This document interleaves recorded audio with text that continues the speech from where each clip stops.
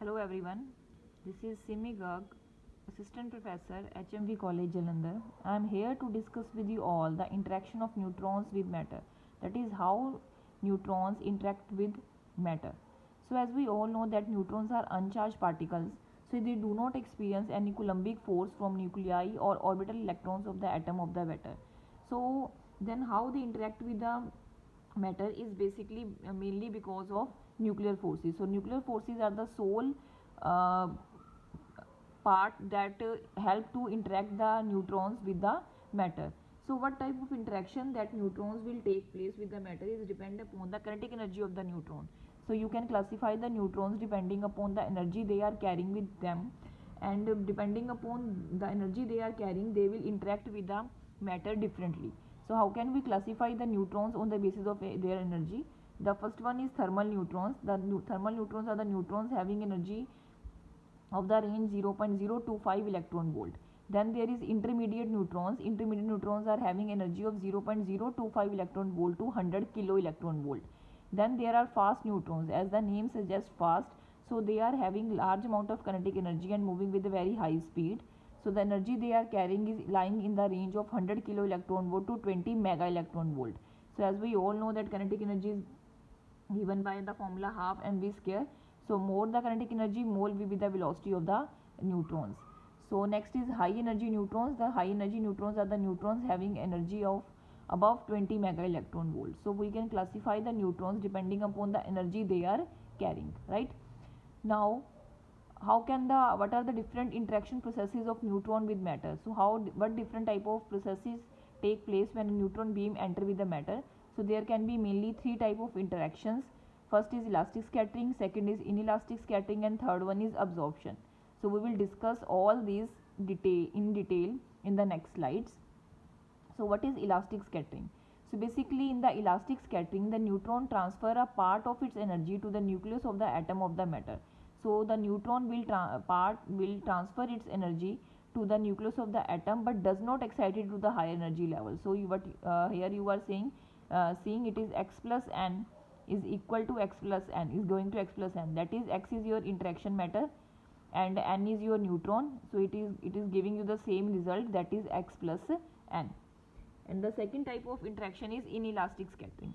So in the inelastic scattering the target nucleus captures the neutron to form a compound nucleus. So there is a formation of compound nucleus because the neutron is absorbed by your target nucleus, and then some part of the energy of the neutron is transferred to the nucleus and the neutron of lower energy is emitted. So basically you are going to have the neutrons again, but the energy of the incoming neutron will be less as compared to the injected neutron. So basically you can say that the neutrons have lost some amount of their energy while passing through the matter, right? So for fast neutrons of energy greater than 100 kilo electron volt, scattering processes are most important energy loss mechanism. So basically these scattering processes are mainly for fast neutrons. As we have already classified that there are different type of neutron depending upon the energy. So for the fast neutron category the scattering process are the main energy losses, right? Then the next one is the absorption.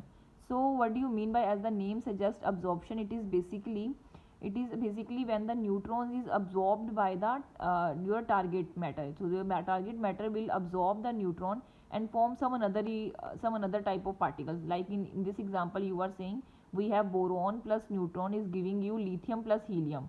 So basically when a neutron beam is interacting with the boron matter, you are having lithium and helium nuclei along with this, right? Like in lithium, this type of example is also with lithium and uranium. So there this is basically absorption because the neutron is completely absorbed in the matter, and in the resulting processes you are not seeing there is a neutron, right? So what type of interaction will take place, what is the probability that neutron interaction, this type of particular neutron interaction will take place? It is depends upon neutron energy. As we have already discussed that the neutron energy is the main concept that help you to classify which type of interaction will take place. So another topic which is related to this is neutron attenuation. As we all know that when a beam of neutron will enter into the matter, there can be large number of neutrons in that.